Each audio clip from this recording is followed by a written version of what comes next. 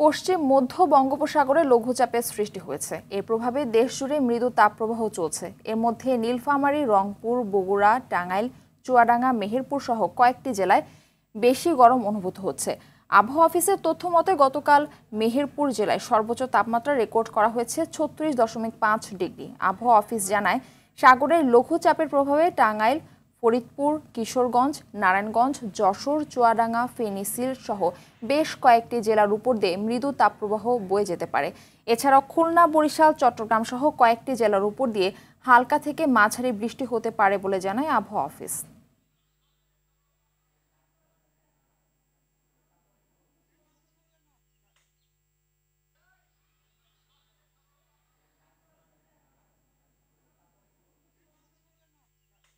দর্শক, সাগরের লঘুচাপের কারণে দেশের কয়েকটি জেলায় তাপপ্রবাহ বেড়েছে। এ বিষয়ে আরও জানাতে ময়মনসিংহ থেকে যুক্ত হচ্ছেন সহকর্মী মোজাম্মেল খোকন। খোকন, জানাবেন যে ময়মনসিংহে মৃদু তাপপ্রবাহ বয়ে যাচ্ছে কিনা, এতে জনজীবনে কি প্রভাব পড়ছে?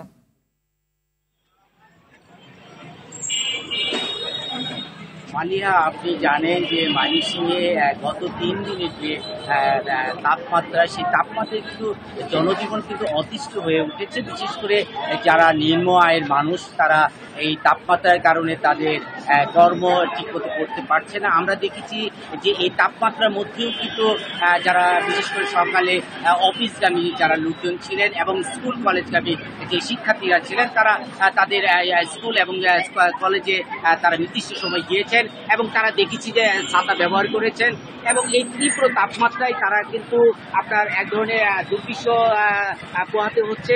আমরা এছাড়াও বিভিন্ন সময় দেখেছি যে নগরীর বিভিন্ন জায়গায় যারা শ্রমজীবী মানুষ রয়েছেন, এই মানুষগুলো কিন্তু একটু ছায়ার খুঁজে, একটু শীতল বাতাসের খুঁজে কিন্তু বিভিন্ন গাছপালার নিচে কিন্তু তারা বিশ্রাম নিয়েছেন। বিশ্রাম নেওয়ার পাশাপাশি কিন্তু তারা যেটি করেছেন যে এই তীব্র তাপদাহ থেকে বাঁচার জন্য তারা কিন্তু কোমল পানীয় পান করেছেন। আমরা দেখেছি এছাড়াও দেখেছি যে এই নগরীতে যে বিষয়টি আরেকটি বিশেষ যুগ হয়েছে মানুষের স্বাভাবিক জীবনযাত্রার যে ভোগান্তিটি, সেটি যদি আপনাকে বলি যে এই নগরীতে বিশেষ করে বিদ্যুতের যে লোডশেডিংটা, সঠিক সময় বিদ্যুৎটা না থাকায় কিন্তু এই তাপ প্রবাহ কিন্তু আরো বেড়েছে। বিশেষ করে যারা শিশু রয়েছেন, তারা বাড়িতে কিন্তু বিভিন্ন ধরনের চর্মরোগে কিন্তু ভুগছেন।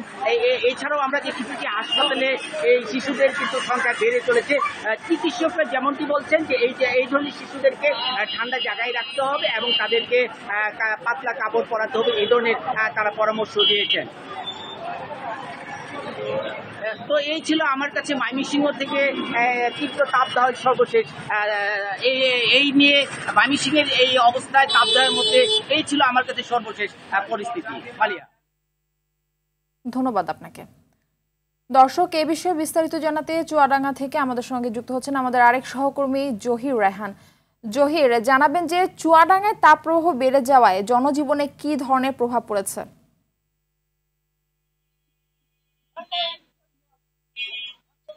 মালিয়া সংবাদে দর্শকদের আপনি যেমনটি জানাচ্ছিলেন, আসলে চুয়াডাঙ্গাতে গত 15 দিন থেকে আমরা দেখছি যে ভাবসা গরম অনুভূত হচ্ছে। তাপমাত্রার বিষয়ে যদি বলি, আজকে আবহাওয়া অফিস যে তথ্য দিয়েছে সেটা হচ্ছে আজকে 36.8 ডিগ্রি সেলসিয়াস তাপমাত্রা রেকর্ড করা হয়েছে চুয়াডাঙ্গায়। এর সময় বাতাসের যে আর্দ্রতা সেটা ছিল 80%, অর্থাৎ 80% বাতাসের আর্দ্রতা থাকায় কিন্তু ভাবসা গরম কিন্তু অনুভূত হচ্ছে। আমরা দেখেছি ভাবসা গরমের কারণে বিশেষ করে যারা খেটে খাওয়া মানুষ আছে তারা কিন্তু কাজে গিয়ে তারা স্বস্তি পাচ্ছেন না। একটু ছায়া পেলেই কিন্তু সেখানে তারা আশ্রয় নিচ্ছেন এবং সেখানে নিজের বিশেষ করে বাতাস কিন্তু আমরা দেখিনি। এই ভাবসা গরমের মধ্যে বাতাস না হওয়ার কারণে কিন্তু তারা যে ছায়া আশ্রয় নিচ্ছেন সেখানে কিন্তু স্বস্তি মিলছে না। আর স্কুল প্রতিষ্ঠান, বিশেষ করে শিক্ষা প্রতিষ্ঠানগুলোতে আমরা দেখছি সেখানে কিন্তু শিক্ষার্থীরা পড়াশোনায় মনোযোগ দিতে পারছে না, কারণ ভাবসা গরমের সাথে অতিরিক্ত লোডশেডিং সেটা কিন্তু যে দুর্ভোগ সেটা কিন্তু বাড়িয়ে দিচ্ছে। আর রাতের বেলায় কিন্তু যে রাতের তাপমাত্রা তাও কিন্তু অসহনীয় হয়ে পড়েছে। সেই সাথে রাতের বেলাও কিন্তু লোডশেডিং দেখা যাচ্ছে। এই কারণে কিন্তু যে দুর্ভোগ সেটা বেড়ে যায়। তো আর স্বস্তির বিষয় এটা হচ্ছে আগামীকাল থেকে 1 থেকে 3 ডিগ্রি সেলসিয়াস তাপমাত্রা কমে যেতে পারে বলে আবহাওয়া অফিস জানিয়েছে। আর চুয়াডাঙ্গায় কিন্তু এখন আকাশে মেঘের ঘনঘটা, বেশ কিছু জায়গায় কিন্তু চুয়াডাঙ্গার বেশ কিছু জায়গায় বৃষ্টি হয়েছে বলে আমরা জানতে পেরেছি। মালিহা, ধন্যবাদ আপনাকে।